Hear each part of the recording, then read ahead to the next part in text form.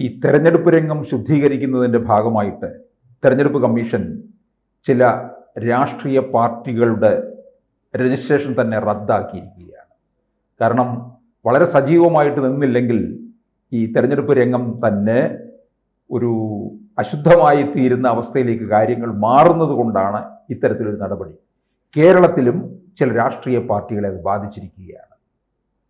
ശുദ്ധീകരണത്തിൻ്റെ നാളുകൾ, election commission ആരോപണ വിധേയമായി നിൽക്കുന്ന ഈ ഒരു നാളുകളിൽ, പ്രത്യേകിച്ച് രാഹുൽ ഗാന്ധി പ്രതിപക്ഷ നേതാവിൻ്റെ കസേരയിൽ ഇരുന്നുകൊണ്ട് ഇലക്ഷൻ കമ്മീഷൻ പുറത്തുവിടുന്ന വോട്ടർ പട്ടികയിലെ ക്രമക്കേടുകൾ ഉൾപ്പെടെ പൊതുജന സമക്ഷം കൊണ്ടുവന്നുകൊണ്ടിരിക്കുന്ന ഈ ഒരു കാലഘട്ടത്തിൽ ഇലക്ഷൻ കമ്മീഷൻ ഈ ക്ലീനിങ് മോഡിലാണ്. അതിൻ്റെ ഭാഗമായിട്ടാണ് കുറേ കാലമായി നടക്കുന്ന ഒരു ക്ലെൻസിങ്, ഇലക്ട്രൽ റോളിൻ്റെ ക്ലെൻസിങ് ഭാഗമായിട്ടാണ് ബീഹാറിൽ വരുന്ന പുഴുക്കുത്തുകൾ, വിദേശത്തു നിന്ന് കടന്നു വരുന്ന അനധികൃത താമസക്കാർ അവർ വോട്ടർമാരായി മാറുന്നു. അതുപോലെ ഇരട്ട വോട്ടുകൾ, ഇതെല്ലാം മാറ്റി ദുർമേധസ് മാറ്റി ഇലക്ട്രൽ റോളിനെ ശുദ്ധീകരിച്ചെടുക്കുന്ന പ്രക്രിയ അത് ബീഹാറിൽ. അതിനെതിരെ ശക്തമായ വിമർശനം പ്രതിപക്ഷത്തിന്റെ ഭാഗത്തുനിന്നുണ്ടാകുന്നു. അതേസമയം തന്നെ ബാംഗ്ലൂർ നഗരത്തിൽ ഉൾപ്പെടെ വോട്ടർ പട്ടികയിൽ അനധികൃതമായി കടന്നു കയറി എന്ന ആരോപണം, ഒരുപാട് ലക്ഷക്കണക്കിന് വോട്ടുകൾ അനധികൃതമായി ഒരു നിയമസഭാ മണ്ഡലത്തിൽ ഉൾപ്പെടെ 1,00,000-ലധികം വോട്ടുകൾ ഒന്നുകിൽ ബോഗസാണ്, അല്ലെങ്കിൽ ഇരട്ട വോട്ടുകളാണ്, അല്ലെങ്കിൽ വേണ്ട വിവരങ്ങളില്ല, അല്ല എങ്കിൽ വ്യാജ വോട്ടർ ID ആണ്. ഈ വിവരങ്ങൾ വരുമ്പോൾ ശുദ്ധീകരണ പ്രക്രിയയ്ക്ക് മറ്റൊരു രൂപം കൂടി ഉണ്ട് എന്ന് തെരഞ്ഞെടുപ്പ് കമ്മീഷൻ പറയുകയാണ്. ഇന്ത്യയിലാകപ്പാടെ നിലവിൽ ആകമാന കക്ഷികളുടെ എണ്ണം 2845 കക്ഷികളാണ്. അതിൽ തന്നെ 6 ദേശീയ കക്ഷികൾ, Indian national Congress, Bharatiya Janata party, Bahujan Samaj party, CPM, അതോടൊപ്പം തന്നെ നാഷണൽ പീപ്പിൾസ് പാർട്ടി, ഇങ്ങനെയുള്ള പാർട്ടികളാണ് ഇന്ത്യയിൽ ദേശീയ കക്ഷികളായി, അതായത് 4 സംസ്ഥാനങ്ങളിലെങ്കിലും ഒന്നുകിൽ ഭരണത്തിൽ അല്ലെങ്കിൽ മുഖ്യപ്രതിപക്ഷമായ നിശ്ചിത എണ്ണം സീറ്റുകൾ നിയമസഭയിലോ ലോക്സഭയിലോ ഉണ്ട്, അല്ലെങ്കിൽ നിശ്ചിത ശതമാനം വോട്ട് ഷെയർ 4 സംസ്ഥാനങ്ങളിലെങ്കിലും ഉണ്ടെങ്കിൽ ആ പാർട്ടികളെയാണ് ദേശീയ കക്ഷി എന്ന് അറിയപ്പെടുന്നത്. അതിന് യോഗ്യതയുള്ളത് കേവലം 6 പാർട്ടികൾ മാത്രം. അതിൽ തന്നെ ജെനുവിൻ നാഷണൽ പാർട്ടീസായി കണ്ണുമടച്ച് കരുതാവുന്നത് 6 പേര്, 2 പേരേ ഉള്ളൂ, BJP pan India presence national people's party വടക്ക് കിഴക്കൻ സംസ്ഥാനങ്ങളിൽ മാത്രമുള്ള ഒരു പാർട്ടിയാണ്. 2 സംസ്ഥാനങ്ങളിൽ അത് കാര്യമായ ഭരണത്തിലുണ്ട് തന്നെ. പക്ഷേ അതുകൊണ്ട് അതിന് ദേശീയ പട്ടികയെന്ന് പറയാൻ പറ്റുമോ? ചെറിയ 2 സംസ്ഥാനങ്ങളിൽ സാന്നിധ്യവും മറ്റ് 2 MLA-മാരും ഉള്ളത് കൊണ്ട് മാത്രം ഈ സാങ്കേതികമായി ലഭിച്ചൊരു കാര്യമാണ്. ബഹുജൻ സമാജ് പാർട്ടി എല്ലായിടത്തും ഉണ്ട്, ഉത്തർപ്രദേശിൽ മാത്രമേ ഉള്ളൂ കാര്യമായൊരു വേരോട്ടം, അതും ഡിക്ലൈൻ പാത്തിലാണ്. CPM കേരളത്തിൽ മാത്രമാണ് ഭരണത്തിലുള്ളതെന്ന് ഓർക്കണം. മറ്റിടങ്ങളിൽ പ്രസൻസ് ഉണ്ട് എങ്കിലും കാര്യമായ ഇതിൽ മറ്റ് സഖ്യകക്ഷികളുടെ ബലത്തിൽ ചെറിയ രാജസ്ഥാനിൽ ഒരു ലോക്സഭാംഗം ഉണ്ടെന്ന് ഓർക്കണം. ബംഗാളിൽ പ്രസൻസ് ഉണ്ട്, പഴയ പ്രസൻസ് ഉണ്ട്, കുറഞ്ഞിരിക്കുന്നു ത്രിപുര. പക്ഷേ ജെനുവിൻ പാർട്ടികൾ 2 സംസ്ഥാന പാർട്ടികളാണ് പിന്നീടുള്ളത്. സംസ്ഥാന പാർട്ടികൾ 67 സംസ്ഥാന പാർട്ടികളാണ് ഉള്ളത്. കേരളത്തിൽ നിന്നും മുസ്ലിം ലീഗും കേരള കോൺഗ്രസും കേരള കോൺഗ്രസ് മാണി വിഭാഗവും എല്ലാം, ജോസഫ് വിഭാഗം കേരള കോൺഗ്രസ് എന്ന് തന്നെ അറിയപ്പെടുന്നു, അതുപോലെ മാണി വിഭാഗം ഇതെല്ലാം തന്നെ സംസ്ഥാന പാർട്ടികളായി അംഗീകരിക്കപ്പെട്ടിരിക്കുന്നു. നിശ്ചിത ശതമാനം വോട്ട് ഷെയർ ഉണ്ട്, സീറ്റുകളുണ്ട്, സംസ്ഥാന പാർട്ടികളാണ്. തെരഞ്ഞെടുപ്പ് കമ്മീഷന്റെ അംഗീകാരമുണ്ട്. ഇതൊന്നും അല്ലാത്ത കക്ഷികൾ തെരഞ്ഞെടുപ്പ് കമ്മീഷനിലെ രജിസ്റ്റേർഡ് പാർട്ടികളാണ്. അവർക്ക് ആ രീതിയിൽ രജിസ്ട്രേഷൻ ഉണ്ടെങ്കിലും അംഗീകാരം ഇല്ല.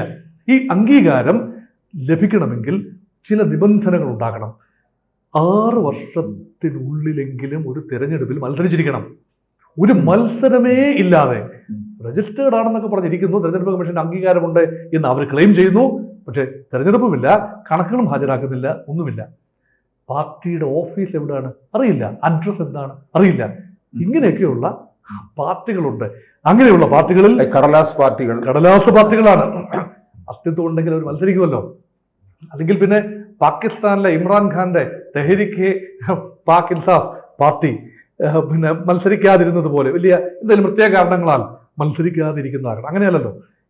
അങ്ങനെ 344 പാർട്ടികളുടെ എല്ലാ സംസ്ഥാനങ്ങളുമായി ചേർന്ന് 344 പൊളിറ്റിക്കൽ പാർട്ടീസിന്റെ അംഗീകാരം തെരഞ്ഞെടുപ്പ് കമ്മീഷൻ റദ്ദാക്കിയിരിക്കുന്നു, ഡീ ലിസ്റ്റ് ചെയ്തിരിക്കുകയാണ്.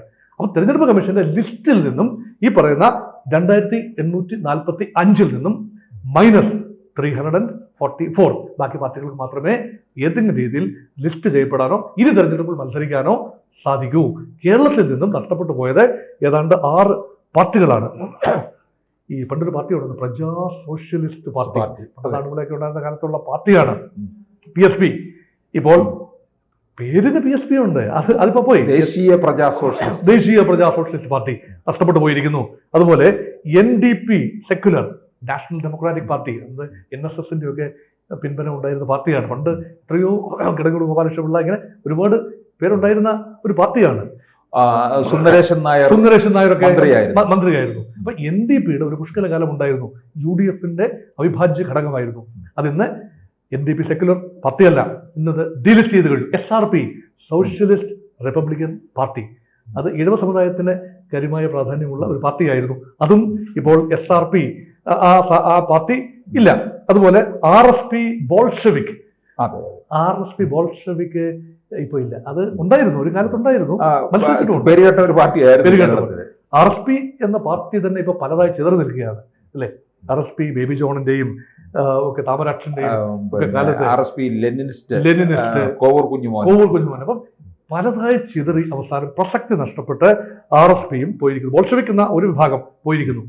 ഇനി RSP M എന്ന് പറയുന്ന മറ്റൊരു പാർട്ടി, ആ പാർട്ടിയും ഇപ്പോൾ കാലയളവിലേക്കുള്ളിൽ മറഞ്ഞിരിക്കുന്നു. അങ്ങനെ പല പാർട്ടികളും കേരളത്തിൽ നിന്നും മുൻകാലങ്ങളിൽ ഉണ്ടായിരുന്നതും ഇപ്പോൾ പ്രസക്തമല്ലാത്തതുമായ പാർട്ടികളെ തെരഞ്ഞെടുപ്പ് കമ്മീഷൻ ഡീലിസ്റ്റ് ചെയ്തിരിക്കുകയാണ്.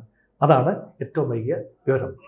പക്ഷേ ഇതിനകത്തപ്പം ഒരു ശുദ്ധീകരണം നടക്കും എന്നുള്ളതാണ് അല്ലേ? കാരണം ഇത്തരത്തിലുള്ള ഇതുപോലെ പ്രാദേശികമായിട്ട് മറ്റ് സംസ്ഥാനങ്ങളിൽ ഇതുപോലെ ഉണ്ടായിട്ടുണ്ട്. ഒരു ഗൗരവം ഉണ്ടാകണം. തെരഞ്ഞെടുപ്പ് പ്രക്രിയ എന്ന് പറയുമ്പോൾ ഇതൊരു മൾട്ടി പാർട്ടി ഡെമോക്രസിയാണ് ഭാരതം. പല രാഷ്ട്രീയ കക്ഷികൾ, അവർക്കെല്ലാം മത്സരിക്കാറുണ്ട്. നമ്മൾ തെരഞ്ഞെടുപ്പിന് കിട്ടുന്ന ബാലറ്റ് പേപ്പർ അല്ലെങ്കിൽ ഇലക്ട്രോണിക് വോട്ടിംഗ് മെഷീൻ നമ്മൾ നോക്കൂ, ആദ്യ സ്ഥാനം എന്തിനാണ്? ദേശീയ പാർട്ടികൾക്കായിരിക്കും. അതെ, അത് ആൽഫബറ്റിക്കൽ ഓർഡറിലാണ്. സ്ഥാനാർത്ഥികളുടെ ആൽഫബറ്റിക്കൽ ഓർഡറിൽ ദേശീയ പാർട്ടികൾക്ക് സ്ഥാനാർത്ഥി ഉണ്ടെങ്കിൽ ആ പാർട്ടികളായിരിക്കും മുകളിൽ കാണുന്നത്. EVMന്റെ ഏറ്റവും മുകളിൽ കാണുന്ന, ബാലറ്റ് യൂണിറ്റിന്റെ മുകളിൽ കാണുന്നത്, അല്ലെങ്കിൽ ബാലറ്റ് പേപ്പറിന്റെ മുകളിൽ കാണുന്നത്. അതിനുശേഷം സംസ്ഥാന പാർട്ടികൾ ഉണ്ടാകും. അതിനുശേഷമാണ് രജിസ്റ്റേർഡ് പാർട്ടികൾ വരേണ്ടത്. രജിസ്റ്റേർഡ് പാർട്ടികൾ പലരും വരുന്നത് മത്സരിക്കാൻ വേണ്ടി മാത്രം കുറെ പണപ്പിരിവ് നടത്തും. അങ്ങനെ കുറച്ച് ധനാഗമ മാർഗം എന്ന നിലയിൽ, അല്ലെങ്കിൽ വെറുതെ മത്സരിക്കാൻ ഒരു നോമിനേഷൻ കൊടുക്കും, എന്നിട്ട് പണം ഈടാക്കിക്കൊണ്ട് മറുപക്ഷത്ത് നിൽക്കുന്ന ഏതെങ്കിലും പാർട്ടികളുടെ കയ്യിൽ നിന്നും പണം വാങ്ങിക്കൊണ്ട് പിന്മാറി കൊടുക്കും. ഇങ്ങനെയൊക്കെയുള്ള നാണംകെട്ട പണികൾ അത് ജനാധിപത്യത്തിന്റെ ഭൂഷണമല്ല. അവർക്ക് വേണമെങ്കിൽ സ്വതന്ത്രരായി മത്സരിക്കാം, ഒരു തടസ്സവുമില്ല. അതുകൊണ്ട് പാർട്ടിയായി രജിസ്റ്റർ ചെയ്യണമെങ്കിൽ ചില നിബന്ധനകളുണ്ട്. ഒരു പാർട്ടിയെക്കുറിച്ച് തന്നെ തെരഞ്ഞെടുപ്പ് കമ്മീഷൻ ഒരു കാഴ്ചപ്പാടുണ്ടല്ലോ. ആ കാഴ്ചപ്പാടിൽ വരാത്ത പാർട്ടികൾ ശുദ്ധീകരണത്തിന്റെ ഭാഗമായി പുറത്തു പോയിരിക്കുന്നു എന്നതാണ് ഇപ്പോൾ ലഭിക്കുന്ന ഹോട്ട് ന്യൂസ്. കൂടുതൽ വാർത്തകളും വിശേഷങ്ങളും നിങ്ങളിലേക്ക് എത്താൻ ABC മലയാളം സബ്സ്ക്രൈബ് ചെയ്യുക, ബെൽ ബട്ടണും അമർത്തുക.